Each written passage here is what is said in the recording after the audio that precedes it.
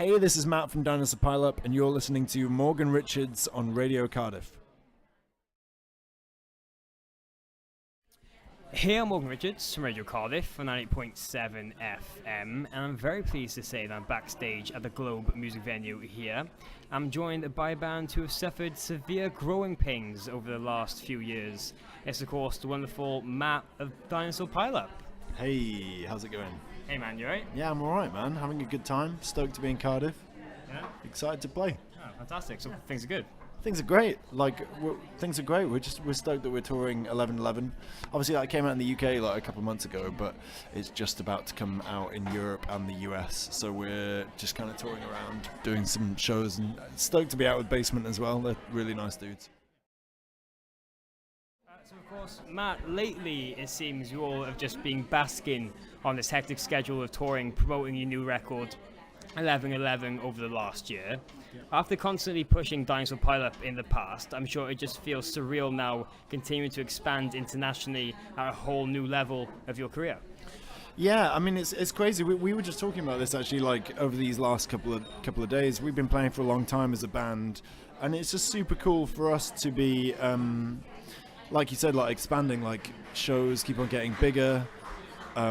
We keep on going to more places, and like now we're sort of not just touring in the UK, but we're touring it in like America and Japan, and like India was crazy, and like Europe. So we're kind of touring globally, and that's pretty wild for us because I guess we always wanted to be doing this as people, as musicians, and we're still doing it. And like, you know, being in a band, being in a rock band these days is tough, but we're still kind of making it happen and sort of releasing records and growing tours and stuff like that. So yeah, we're stoked. And 11/11 is quite special in a way, with it being the first time you've really recorded an album as a full band together in the room. Yeah. With you having previously taken everything into your own hands in the past, writing and recording each instrument yourself, do you feel it was very vital to have the others' input this time around? Yeah, totally. I mean, I made those first two records, Growing Pains and Nature Nurture, on my own because I kind of just had a vision of what I wanted to do, so I went and did it. But this time, after Nature Nurture, me, Mike and Jim had been touring for about a year and a half, like just solidly. We were on the road everywhere. We did like multiple tours, like in the States, and like hit Japan like 3 times or something. It was a crazy year and a half period of time. I wrote 11/11 on the road.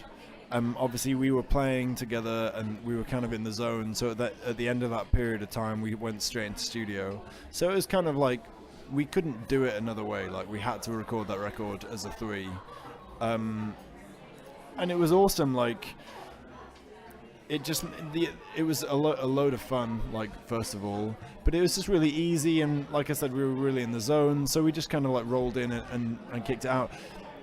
We'd set out like something like 12 days for Mike to do the drums, so he'd take it easy and we could record the guitars and the bass like in between. But I mean, he was so on point that he recorded all the drum tracks for all the songs in 2 days, and we recorded like 14 songs in total, and he did it in 2 days. So it was like we were just like really in the zone to record, I guess. So it was awesome. And after really spending the 2 previous records, as you mentioned, getting ideas in your head and then trying to create that, was it quite refreshing having new ressays and twists from different perspectives working throughout it?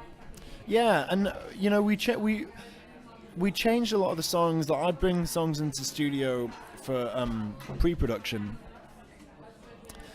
and we'd kind of mess around with them, and we could feel them out, and if we could play through them, and if at any point we were like, oh, it feels like we should do something different here, we would kind of throw some ideas out. And I guess I've never really had the opportunity to do that before, because before it was just me in a room on my own, like putting stuff down, so I couldn't really experiment with stuff, and that was really awesome. Also, it was like the first time we've ever been able to capture like our live energy, and that was something that I think is really noticeable on the record and really exciting.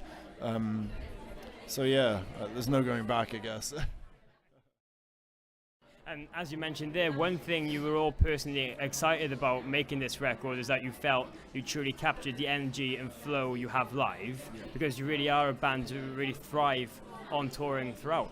Yeah, I think like, you know, we've been playing music for a long time, and we've been playing as a band and working hard at that. So the whole live thing for us is really important, and really sort of vital to the band. So I was just really, really happy that kind of translates onto the album. Like, there's so many moments on the album where you'll hear a song slow down, or I don't know, if you listen to it, you'll hear those moments where the song slow down or speed up or stop or whatever. A lot of those were just moments on a take where we would kind of just do it, because we were recording it live, and we'd take the drums from those live takes and then re-record to those drum tracks. A lot of the time we'd just do something and we were like, wow, that was really cool, and we just keep it and we just kind of move on. So like Anxiety Trip, it has an amazing moment that was largely just kind of done on the fly. So yeah, it was cool. And of course, with this now, you're going to be spending the rest of the year basically touring even more, with some massive runs, supporting Nothing More in the States before playing with Royal Republic across Europe, in between seeing off Motion City Soundtrack on their final dates. Yeah. I'm sure you just can't wait to continue everything going on. Yeah, and in between all that, we're doing a bunch of US festivals, Leeds and Reading in the UK, a bunch of other UK festivals. I think halfway through the Royal Republic tour, we have some dates in Japan, so we have a week off that tour, go to Japan, play some shows, come back, join that tour again. So it's going to be pretty full on, and like we're just so excited about that. Like, we love touring, we love playing shows. A lot of like intense touring, I think, like freaks out a lot of bands, or can be kind of like hard on bands, but we kind of thrive off it. And like, as a three, like Mike, Jim and I just get on super well, and there's a whole crew.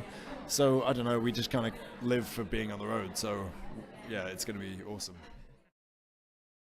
And of course, with all that now, as you said, you're just going to be on the tour for the rest of the year. But what else can we really expect from Dinosaur Pile-Up now in the near future? Well, I mean, obviously we're concentrating on the release of 1111 in Europe and the US, and that's a really big deal for us, because having released it in the UK, Australia, and India and Japan, releasing it in Europe and the US kind of makes that our first global release. Like, we've never released an album everywhere in the world before, so we're going to be concentrating on the US and Europe a whole bunch, which is super amazing for us. I guess I'm always writing, so I'm writing already. Like, I'll be writing on the road, like writing the fourth album. But I think because we're still releasing this album, we'll be like, you know, we'll be chilling out and like kind of concentrating on that. Aside from that, I don't know, we'll just be playing a lot of shows, so Well, that's fair enough. Well, that's about it. Cheers, Matt, for taking time out to have a quick chat with me. Thank you very much. No worries. Best luck now with everything in the near future, and hopefully catch you again very soon. Thanks, dude.